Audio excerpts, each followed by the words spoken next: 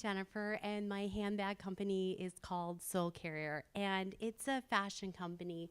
But more than just being a fashion company that designs handbags, I want to use my brand to inspire people and to be a voice and kind of a platform to get people to ask themselves, where do I want to go?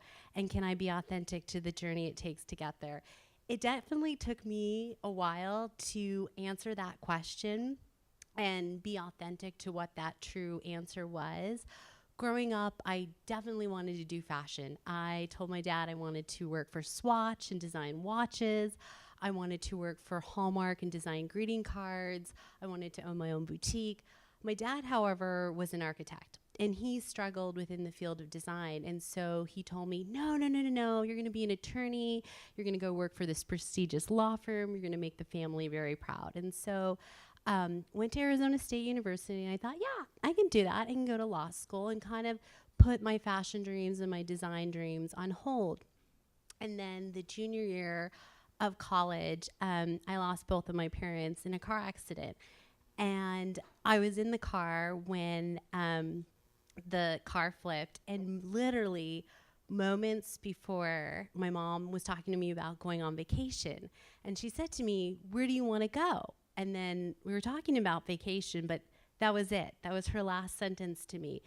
And so after the car accident, I was like super determined to go to law school. I'm like, I'm going to make my dad proud. I'm going to show everyone like I'm so successful. I'm going to go to law school. And the problem totally was that I didn't do well on my LSATs. I didn't get into any law schools.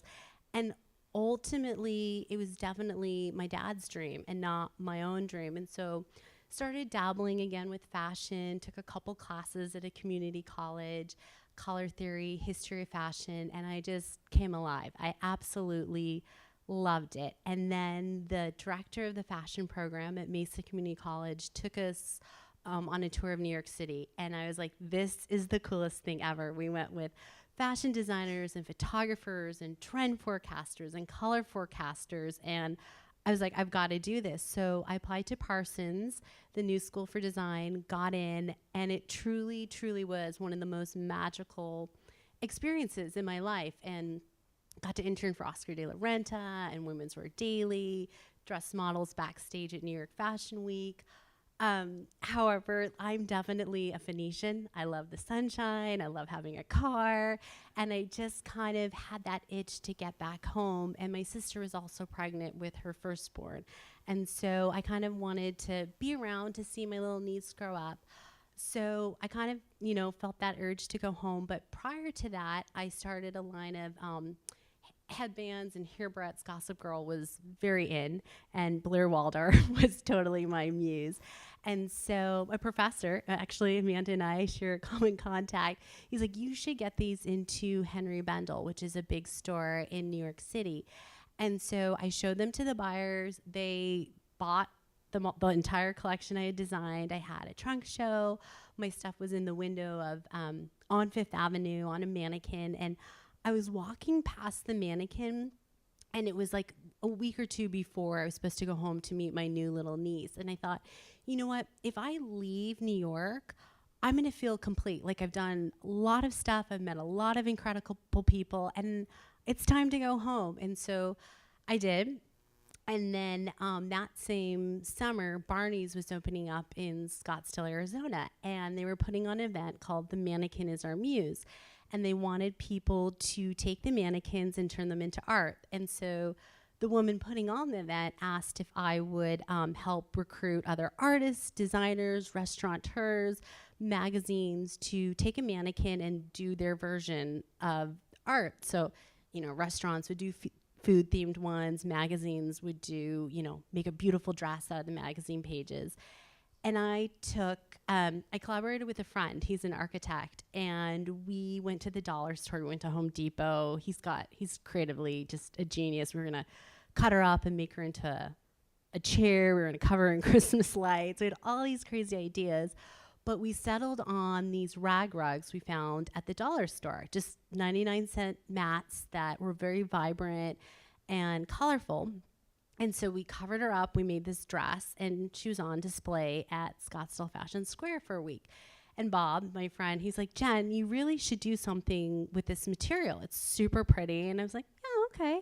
So I started messing around and making little clutches and bags. And from that, that's how Soul Carrier was born. That was my first collection, then teamed up with another friend to come up with the name. And he suggested the word carrier. And I was like, good, but it needs more. And I've always loved the word soul. Like I feel like more than just human beings and bodies, we're this dynamic group of souls. And so looked on GoDaddy, it was free. And I was like, okay, that's the name. And it's just been truly a journey of turning it into a business and a brand. And now I'm doing handbags that are out of leather and producing them in Leon, Mexico. I brought on film interns. I have sales reps. And it's been so amazing. And I just feel so kind of at peace. I found what lights me up: product development, creative collaborations, artistic things. But I really, even more than that, like I really want my life to be a testament to just, I work with so many college kids and I mentor so many kids, and I feel like I'm a big sister. And when I hear what they're facing and what I faced, I just feel like there's so much, I like to call it like noise. There's so much, be this, don't be that, go here, don't go there, be less of this, be more of that. And it's so hard. And so I just truly, truly want to inspire people to ask, like, where do you want to go?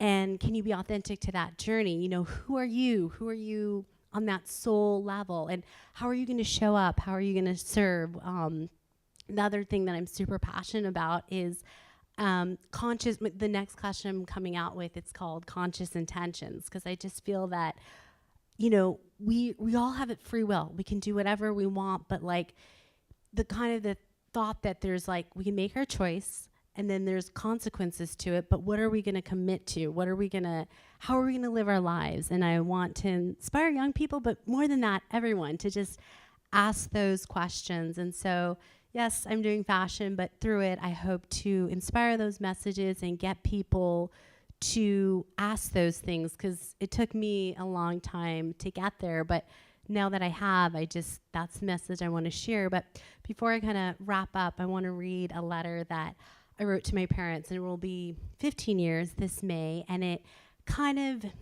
just kind of talks about the journey of how I finally answered that question, and then how I want to inspire other people. The last question. Mom and Dad, you asked me where I wanted to go. I never answered.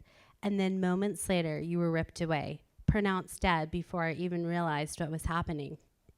I went into autopilot mode. I marched like a little soldier. I kept my chin up and my feelings down. I performed. I pleased. I swallowed the concept that appearing like I had it all together was more important than wading through that dark swampland called pain. People don't like sad events, so I would tie up our story with a pretty bow.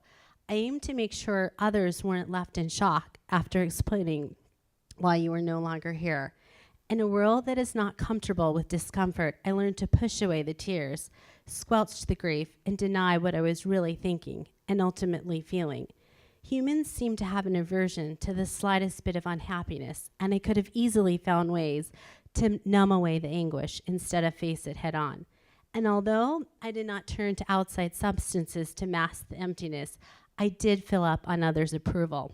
I let their noise set the bar for who I should be. I found my worth in whether people approved of me. I found my value in whether people thought I was behaving the way they deemed fit. And then, one day, I decided to answer the question you had asked me. I decided I was done auditioning. I was done performing. I decided my dreams matter. I decided my voice deserved to be heard. My authentic truth was worth more than people's perception of me, and where I wanted to go was more important than the opinions and judgments of this world. I chose creativity, design, artistic collaborations, and the ability to build something that is infused with every fiber of my being. I chose what lights up my soul. I chose to follow what I was always meant to be. I chose freedom. Freedom to be who I was born to be. freedom to create the life I've always wanted, freedom to be authentic above all else. I had to face a lot of demons. I had to peel back a lot of layers. I had to dive through some raw, gut-wrenching emotions in order to be able to answer that question and arrive at a place of authenticity. It wasn't an easy process. Authenticity meant facing my darkest phobias in order to free myself from my deepest fears. It meant refusing to be fear's slave. It meant I would no longer be bound by anxiety and angst. I would have to be fully committed to being present. I would need to risk everything in honor of going after what I genuinely, authentically want. And then it hit me. In order to find true peace and soulful bliss, we sometimes have to trek through hell first. And now that I have found soulful bliss, I want to inspire everyone I meet to ask themselves, what makes my soul come alive, and can I be authentic to the journey it takes to get there? We live in a world full of heartache, full of disappointment, and unfortunately, the reality is that we will all experience at some moment in time something that makes us question our very core.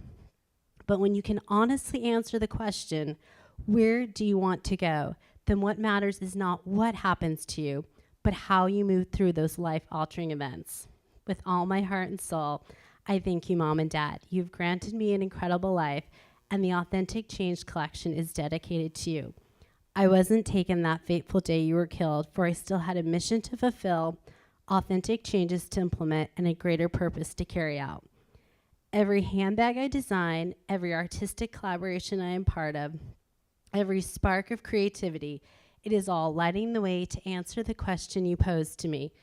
It is all part of me finding my truth and, more importantly, living that truth out. Soul Carrier is a fashion company, but my soul story is about finally just being me, and the Authentic Change Collection is a symbol of that journey it took to get there. Thank you so much.